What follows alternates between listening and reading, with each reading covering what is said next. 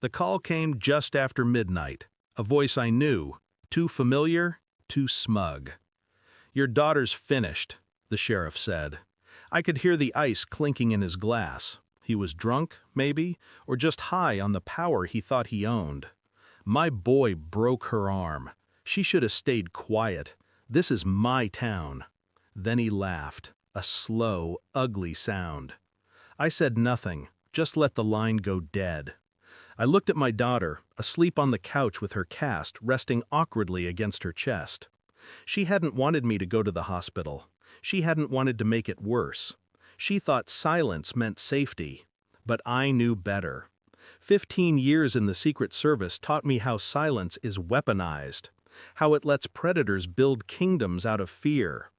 I used to plan motorcades, routes, contingencies, choke points.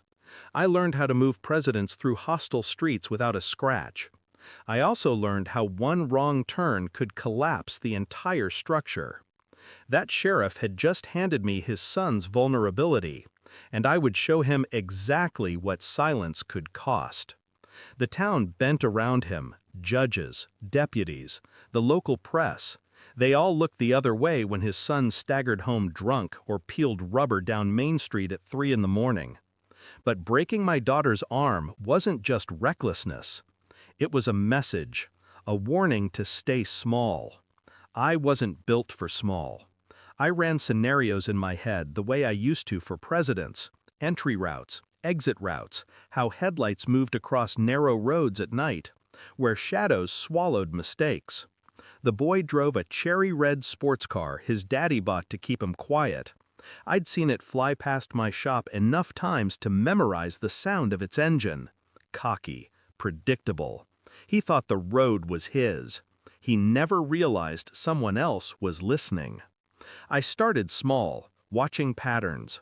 Every Friday the boy left the bar at 11:30 sharp. Tires screeched, stereo thumped, and he cut through the alleys like they were extensions of his driveway.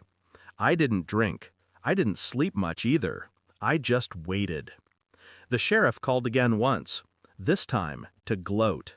"Your girl cry yet?" he asked. "She'll learn. You'll learn. I'm untouchable."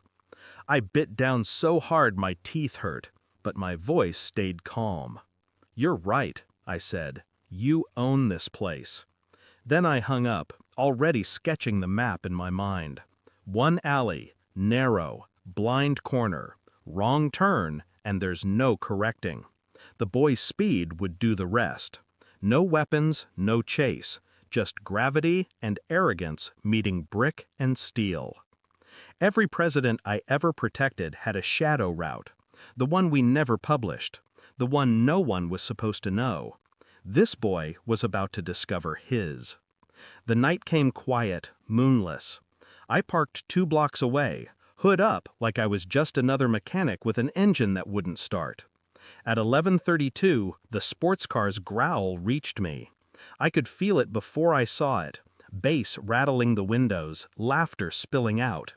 He took the first turn sharp, the second sloppy, then the third. That's where I'd moved the signs. Not much, just enough. The one-way arrow turned backward, a subtle lie waiting in the dark. Headlights swung wide, tires screamed, metal shredded against brick. Silence followed, sudden and absolute. I didn't move, didn't blink, just listened to the hiss of the engine and the faint pop of cooling steel. The plan worked. Clean, precise, exactly as designed. By dawn, the sheriff was on the scene. His badge hung crooked, his shirt half tucked. He looked smaller than I remembered. His son was gone. Our eyes met across the alley. He knew. Not how, not the details, just that I'd been here, in the shadows, waiting.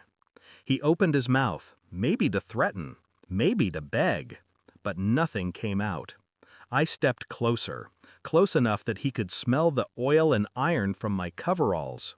"You own this town," I said softly, "but you never owned me." He flinched like I'd struck him. I turned away before he could find words. I didn't need them. The wreckage behind him was louder than anything he could say. That morning, my daughter stirred in her sleep, unaware of the sirens echoing miles away. She still believed silence meant safety. I let her keep that belief. For me, silence was different. It was a blade, and I had learned how to sharpen it until it cut clean through power, through arrogance, through the myth of untouchable men. The sheriff would wake every day to that alley, to the sound of twisting steel in his head, to the truth that his kingdom had walls thinner than glass. Me? I went back to the garage, wiped grease from my hands, fixed engines. The world thought nothing had changed, but the boy's car never passed my window again. And that silence was mine. Sometimes the quietest revenge leaves the loudest echo. Thanks for watching. Don't forget to like, share, and comment. Subscribe now to Cheating Stories Insight World for more amazing stories.